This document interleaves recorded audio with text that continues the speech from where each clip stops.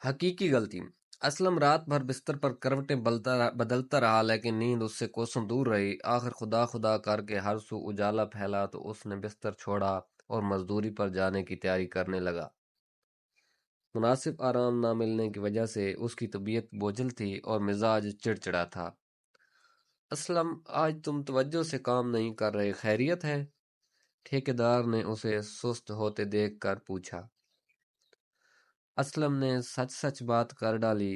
ٹھیکیدار پوری بات سن کر بولا، تمہارے ہاتھوں کا قصور ہے جو خود کو روک نہ سکے اور تمہارے ذہن زیادہ کھانا کھلا دیا۔ ٹھیکیدار بات کر کے آگے بڑھ گیا، جبکہ اسلم کچھ سوچ کر اپنے ہاتھوں سے مخاطب ہوا۔ تمہاری وجہ سے میری نیند خراب ہوئی۔ ہاتھوں نے گلے شکوے سنے تو جھٹ بولے، ہمارا کوئی قصور نہیں، تم نے اپنی مرضی سے ڈٹ کر کھایا ہے۔ بھلا ہم کیا کرتے؟ اب شامت مرضی کی آ گئی۔ اے دل، یہ سارا کیا دھرا تیرا ہے؟ اگر تم چاہتے تو ہاتھوں کو زیادہ کھلانے سے روک سکتے تھے۔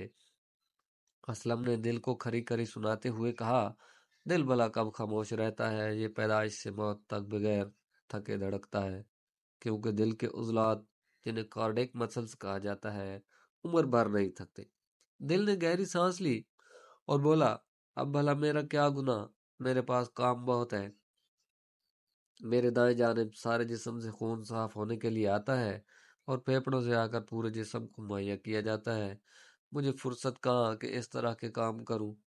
دل نے اپنی صفائی دیتے ہوئے کہا اور بات ختم کرتے کرتے ذمہ داری میدے پر ڈال دی۔ میدا سٹومچ بھی ابھی تک کی پوری گفتگو سن چکا تھا۔ اپنی برائی سن کر بڑک اٹھا، اچھا جی، کوئی نہ ملا تو ملبہ مجھ غریب پر ڈال دیا۔ میں ساری باتیں سن چکا ہوں، میری کوئی غلطی نہیں۔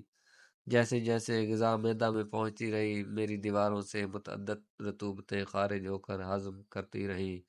بے تحاشا کھانے کے باوجود میں خوراک ہضم کرنے میں لگا رہا۔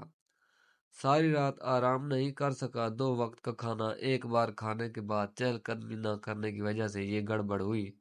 پروٹین کو میں نے ہضم کیا، جبکہ چکنائی چھوٹی آنت میں ہضم ہو کر بدن میں جذب ہوئی۔ اب اس سارے معاملے میں ہماری کوئی ذمہ داری نہیں۔ میرے خیال میں دانتوں کی شرارت ہے۔ میدا نے اسے اچھی خاصی سنا دی تھی۔ اسلم کا دھیان جھٹ دانتوں کی طرف گیا۔ دانت بھلا کب اپنی برائی سن سکتے تھے؟